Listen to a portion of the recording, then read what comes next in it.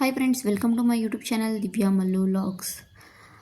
ಬರಲ್ಲ ಫ್ರೆಂಡ್ಸ್, ಇವತ್ತು ಈ ವಿಡಿಯೋಳಗೆ ನಾನು ಸೈನಿಕರ ಡಿಪೆಂಡೆಂಟ್ ಕಾರ್ಡ್ ಬಗ್ಗೆ ತಿಳಿಸ್ಕೊಡತ್ನ. ಲಾಸ್ಟ್ ಟೈಮ್ ನಾವು ಒಬ್ಬರು ಸಿಸ್ಟರ್ ಕಮೆಂಟ್ ಒಳಗೆ ತಿಳಿಸಿದ್ರು, ಸಿಸ್ಟರ್ ಡಿಪೆಂಡೆಂಟ್ ಕಾರ್ಡ್ ಯೂಸಸ್ ಹೇಳ್ಕೊಡಿ ಸಿಸ್ಟರ್ ಅಂತ. ಅದಕ್ಕೆ ಈ ವಿಡಿಯೋ ಮೂಲಕ ನಿಮ್ಮೆಲ್ಲರಿಗೂ ನಾನು ಡಿಪೆಂಡೆಂಟ್ ಕಾರ್ಡ್ ಬಗ್ಗೆ ತಿಳಿಸ್ಕೊಡತ್ತೀನಿ. ಸೈನಿಕರಿಗೆ ಮತ್ತು ಅವರ ಕುಟುಂಬ ಸದಸ್ಯರಿಗೆ ಡಿಪೆಂಡೆಂಟ್ ಕಾರ್ಡಿಂದ ಏನೇನು ಉಪಯೋಗ ಐತಿ ಮತ್ತು ಏನು ಎಂತ ಅಂತ ಈ ವಿಡಿಯೋದಲ್ಲಿ ನಾನು ಫುಲ್ ತಿಳಿಸ್ಕೊಡ್ತೀನಿ. ಈ ವಿಡಿಯೋನ ಸ್ಕಿಪ್ ಮಾಡಿದೆ ನೋಡಿ. ಡಿಪೆಂಡೆಂಟ್ ಕಾರ್ಡ್ ಏನಿದು, ಡಿಪೆಂಡೆಂಟ್ ಕಾರ್ಡ್ ಯಾರ್ಯಾರು ಮಾಡ್ಬೋದು, ಡಿಪೆಂಡೆಂಟ್ ಕಾರ್ಡ್ ಮಾಡಿಸಿದ್ರೆ ಎಲ್ಲೆಲ್ಲಿ ಯೂಸ್ ಆಗ್ತೈತಿ, ಡಿಪೆಂಡೆಂಟ್ ಕಾರ್ಡ್ ಮಾಡಿಸಿದ್ರೆ ಏನು ಉಪಯೋಗ ಐತಿ, ಏನು ಎಂತ ಅಂತ ಫುಲ್ ಈ ವಿಡಿಯೋದಲ್ಲಿ ತಿಳಿಸ್ಕೊಡ್ತೀನಿ. ವಿಡಿಯೋನ ಸ್ಕಿಪ್ ಮಾಡಿದೆ ನೋಡಿರಿ. ಡಿಪೆಂಡೆಂಟ್ ಕಾರ್ಡ್ ಏನಿದು ಅಂದ್ರೆ ಫಸ್ಟ್ ಟೈಮ್ ನಾವೇನು ಮಾಡೋಣ, ಡಿಪೆಂಡೆಂಟ್ ಕಾರ್ಡ್ ಅಂದ್ರೆ ಏನ ಅಂತ ತಿಳ್ಕೊಳ್ಳೋಣ. ನಮ್ಮ ದೇಶದೊಳಗೆ 3 ಲಕ್ಷ ಆರ್ಮಿ ಅವ್ರದಾರ. ಆರ್ಮಿ ಒಳಗಂತಂದ್ರೆ ನೇವಿ, ಏರ್ಫೋರ್ಸು, ಆರ್ಮಿ ಎಲ್ಲ ಬಂತ. ಮತ್ತು 12 ಲಕ್ಷ ಪ್ಯಾರಾಮಿಲಿಟ್ರಿ ಅವ್ರದಾರ. ಪ್ಯಾರಾಮಿಲಿಟ್ರಿ ಅಂದ್ರೆ BSF, CRPF, ITBP, CISF ಮತ್ತು ಆಸಾಮ್ ರೈಫಲ್ ಇವೆಲ್ಲ ಬರ್ತಾವೆ.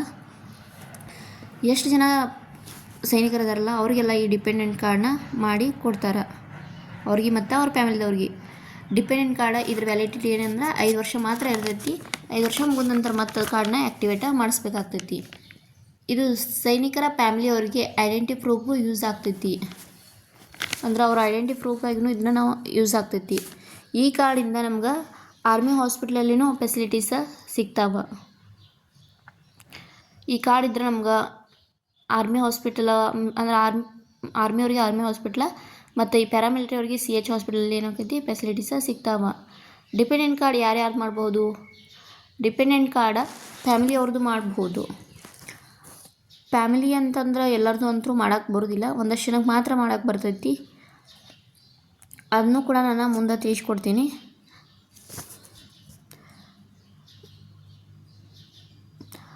ಫಸ್ಟ್ ಡಿಪೆಂಡೆಂಟ್ ಕಾರ್ಡ್ ಫ್ಯಾಮಿಲಿ ಒಳಗೆ ಅಂತಂದ್ರೆ ಅವ್ರ ತಾಯಿ ಅವ್ರದ್ದು ಮಾಡಿಸ್ಬೋದು. ಯಾರ ಡಿಫೆನ್ಸಲ್ಲಿ ವರ್ಕ್ ಮಾಡ್ತಿರ್ತಾರಲ್ಲ ಅವ್ರ ತಾಯಿ ಅವ್ರದ್ದು ಮಾಡಿಸ್ಬೋದು. ಸೆಕೆಂಡ್ ಒನ್ ಅವ್ರ ಫಾದರ್ ಅಂದ್ರೆ ಅವ್ರ ತಂದೆ ಅವ್ರದ್ದು.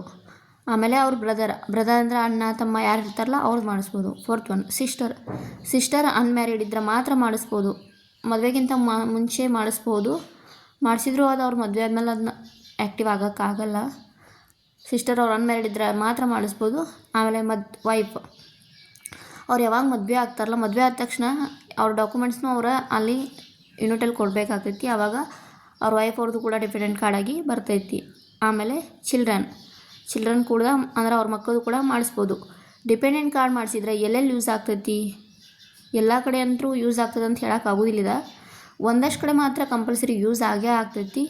ಇದರಿಂದ ಬೆನಿಫಿಟ್ಸು ಕೂಡ ತುಂಬ ಐತಿ. ಫಸ್ಟ್ ಐಡೆಂಟಿ ಪ್ರೂಫ್ಗೆ ಯೂಸ್ ಆಗುತ್ತೆ. ಅಂದರೆ ಇವಾಗ ಹೆಂಗೆ ಆಧಾರ್ ಕಾರ್ಡ್, ಪ್ಯಾನ್ ಕಾರ್ಡ್ ಈ ಥರ ಇದನ್ನು ನಾವು ಯೂಸ್ ಮಾಡ್ಕೋಬಹುದು. Second one military hospital. ಯಾರಾದರೂ ಇವಾಗ ಫ್ಯಾಮಿಲಿಯಲ್ಲಿ ಎಮರ್ಜೆನ್ಸಿ ಹಾಸ್ಪಿಟ್ಲಿಗೆ ತೋರಿಸ್ಬೇಕಿದ್ರೆ ನಮ್ಮ ಕಡೆ ಡಿಪೆಂಡೆಂಟ್ ಕಾರ್ಡ್ ಇದ್ರೆ ಮಾತ್ರ ಅಷ್ಟೇ ನಾವು ಮಿಲ್ಟ್ರಿ ಹಾಸ್ಪಿಟ್ಲ್ ಒಳಗೆ ತೋರಿಸ್ಬೇಕು. ಆರ್ಮಿ ಅವರ ಇವಾಗ ನೇವಿ ಇವರೆಲ್ಲ ನೇವಿ ಮತ್ತು ಆರ್ಮಿ ಆಮೇಲೆ ಏರ್ಫೋರ್ಸ್ದವರ MHಗೆ ತೋರಿಸ್ಬೇಕಾಗ್ತೈತಿ. ಮತ್ತು ಇವ್ರು ಪ್ಯಾರಾಮಿಲಿಟ್ರಿ ಅವ್ರು ಏನದಾರಲ್ಲ ಇವರ CH ಹಾಸ್ಪಿಟ್ಲ್ಗೆ ಹೋಗಿ ತೋರಿಸ್ಬೇಕಾಗ್ತೈತಿ. ಆಮೇಲೆ ಮೆಡಿಕಲ್ ಕ್ಲೇಮ್ ಅಂದ್ರೆ ಇವಾಗ ನಾವು ಸಿವಿಲ್ ಹಾಸ್ಪಿಟಲ್ ತೋರಿಸಿದ್ರು ನಮ್ಮ ಕಡೆ ಡಿಪೆಂಡೆಂಟ್ ಕಾರ್ಡ್ ಇದ್ರೆ ಅದು ಅಮೌಂಟ್ ಏನು ನಾವು ಪೇ ಮಾಡಿರ್ತೀವಲ್ಲ ಅದೆಲ್ಲ ನಮ್ಗೆ ರೀಫಂಡ್ ಆಗ್ತೈತಿ.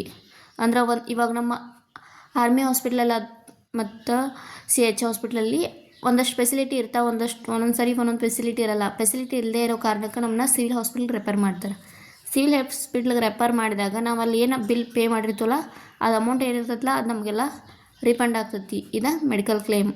ಆಮೇಲೆ ಟ್ರಾವೆಲ್ ಅಂದ ತಕ್ಷಣ ನಾವು ಬಸ್ಸು, ಕ್ಯಾಬು ಅಲ್ಲಿ ಇಲ್ಲಿ ಓಡಾಡೋಕ್ಕಂತೂ ನಮ್ಗೆ ಟ್ರಾವೆಲ್ ಅದ್ರೊಳಗೆ ಯೂಸ್ ಆಗೋದಿಲ್ಲ ಇದು ಕಾರ್ಡ.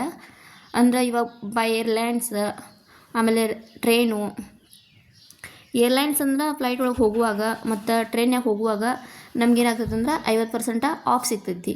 ಅದಕ್ಕಾಗಿ ನಾವು ಈ ಡಿಪೆಂಡೆಂಟ್ ಕಾರ್ಡ್ನ ಯೂಸ್ ಮಾಡ್ಕೋಬೋದು. ಆಮೇಲೆ ಕ್ಯಾಂಟೀನ್ ಅಂದ್ರೆ ಎಲ್ಲರಿಗೂ ಗೊತ್ತೈತಿ. ಇವಾಗ ಹಸ್ಬೆಂಡ್ ಅವ್ರು ಇಲ್ಲದೆ ಇರೋವಾಗ ನಮ್ಮ ಹತ್ರ ಡಿಪೆಂಡೆಂಟ್ ಕಾರ್ಡ್ ಇದ್ದರೆ ನಾವು ಸೆಲ್ಫ್ ಹೋಗಿ ನಮ್ಗೇನು ಬೇಕಲ್ಲ ಅದನ್ನೆಲ್ಲ ಶಾಪಿಂಗ್ ಮಾಡ್ಕೊಂಡು ನಾವು ಬರಬಹುದು. ಹಸ್ಬೆಂಡೇ ಬೇಕು ಅದು ಇದು ಒಂದು ವೇಟ್ ಮಾಡ್ತಾ ಕುಂಡ್ರು ಹಾಗಿಲ್ಲ. ನಮ್ಮ ಕಡೆ ಡಿಪೆಂಡೆಂಟ್ ಕಾರ್ಡ್ ಇದ್ದರೆ ನಾವು ಅಷ್ಟೇ ಸೆಲ್ಫ್ ಹೋಗಿ ನಮ್ಗೇನು ಬೇಕಲ್ಲ ಅದನ್ನ ಶಾಪಿಂಗ್ ಮಾಡ್ಕೊಂಡು ಬರ್ಬೋದು. ಮತ್ತು ನಿಮ್ಗೇನಾದರೂ ಆರ್ಮಿ ಹಾಸ್ಪಿಟ್ಲ್ ನಮ್ಮ ಕರ್ನಾಟಕದಲ್ಲಿ ಎಲ್ಲೆಲ್ಲದಾವ ಮತ್ತು CH ಹಾಸ್ಪಿಟ್ಲ್ ಎಲ್ಲೆಲ್ಲದಾವ, ಕ್ಯಾಂಟೀನ್ ಬಗ್ಗೆ ಏನಾದರೂ ಇನ್ಫಾರ್ಮೇಷನ್ ಬೇಕಿದ್ರೆ ಮತ್ತು ನಂಗೆ ಕಮೆಂಟ್ ಮೂಲಕ ತಿಳಿಸಿ. ಮತ್ತೇನಾದರೂ ಸೋಲ್ಜರ್ ಲೈಫ್ ಬಗ್ಗೆ ಏನಾದರೂ ಇನ್ಫಾರ್ಮೇಷನ್ ಬೇಕಿದ್ರೆ ಅದನ್ನೂ ಕಮೆಂಟ್ ಮೂಲಕ ತಿಳಿಸ್ರಿ. ಮತ್ತು ಇವತ್ತಿನ ಈ ವಿಡಿಯೋ ಹೆಂಗೆ ಅನಿಸುತ್ತೆ ಅಂತ ನಂಗೆ ಕಮೆಂಟ್ ಮೂಲಕ ತಿಳಿಸಿ. ಈ ವಿಡಿಯೋ ಏನಾದರೂ ಇಷ್ಟವಾದ್ರೆ please like, comment, share and subscribe ಮಾಡಿ. ಈ ವಿಡಿಯೋದಲ್ಲಿ ನಾನು ತಿಳಿಸ್ಕೊಟ್ಟಿದ್ದು ಅರ್ಥ ಆಗೈತೆ ಅಂತ ತಿಳ್ಕೊತೀನಿ. ಐ ಹೋಪ್ ಈ ವಿಡಿಯೋ ಇಷ್ಟ ಆದರೆ ಲೈಕ್ ಮಾಡಿ. Thanks for watching.